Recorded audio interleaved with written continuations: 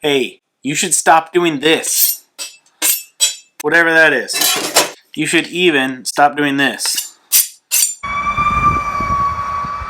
Welcome back everyone, Old Bubs here, and today I wanted to show you the proper way how to maintain a sharp kitchen knife. It's been said time and time again that a sharp knife is a safer knife, and that is 100% true. Also, a truly sharp knife is a joy to work with. It cuts through meat, vegetables, fruit, everything with ease and can make you feel like a total pro in the kitchen. One of the biggest problems is often our knives get dull faster than we'd like.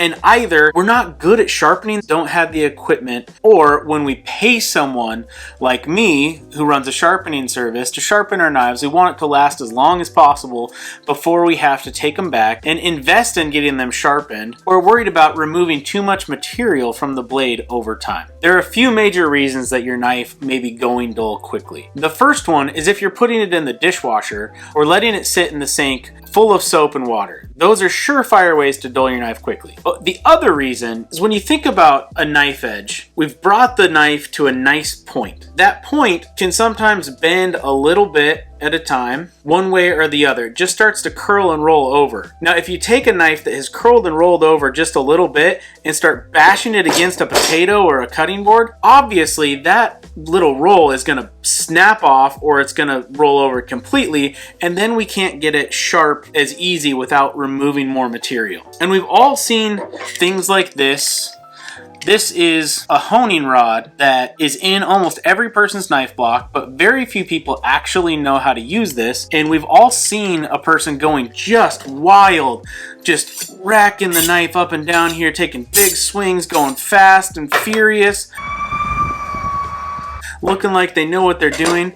But the problem is that most of the time people aren't accomplishing a steady angle, so what they're doing is actually dulling their knife instead of making it sharper. So I want to show you how to properly use one of these, and better yet, maybe you're ready to invest in something like this that's going to make the job a whole lot easier and a lot more effective. So there are various different ceramic honing rods on the market, but this one's made by Worksharp, and I really like it for a few reasons. One, I like Worksharp stuff. I use a ton of their equipment in my knife sharpening business. It has been true to form to be affordable and work really well and hold up over time. This is my personal honing rod out of my drawer that I run my knives up and down every time I use them in my kitchen. Now I want to show you how simple this is to use. So this knife is one that I sharpened, but I haven't actually put a new edge on it in probably 8 months. And it's still doing pretty well. I mean, it's not quite going to shave hair, but it's cutting vegetables just fine.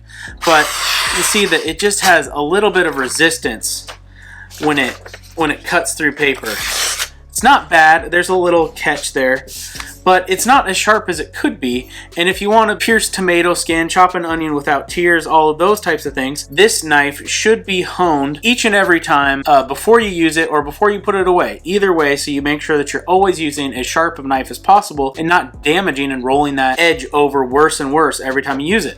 One of the greatest things about this particular honing rod is that this has guides that are at 20 degrees, which is a really good angle for a kitchen knife, especially in all-purpose. Sometimes you can go to a little bit steeper angle like 17, or I've seen some specialty knives. Sometimes I've done fillet knives or different meat slicing knives at 14 degrees and beyond to make it really slicey and glide through whatever it is you're cutting. So let me show you how to use this. All you need to do, and this is my favorite method, this is what I do every time.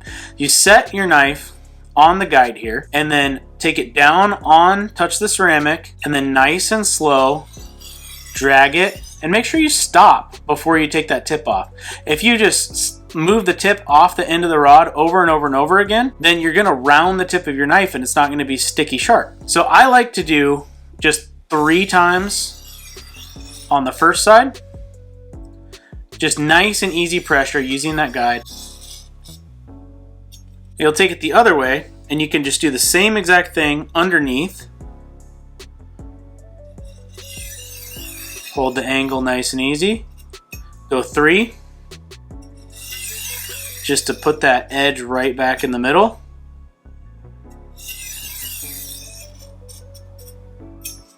And then do alternating 5 each.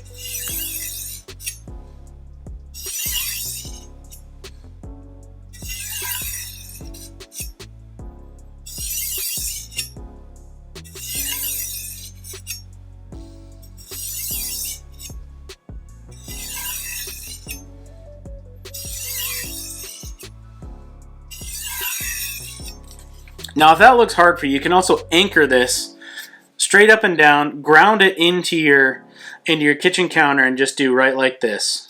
1. And that's the easiest way to do that. Now, if you're interested in picking up one of these, I'll put a link down in the description so you can buy one. They're rather affordable and really, really excellent. So let's see how we did.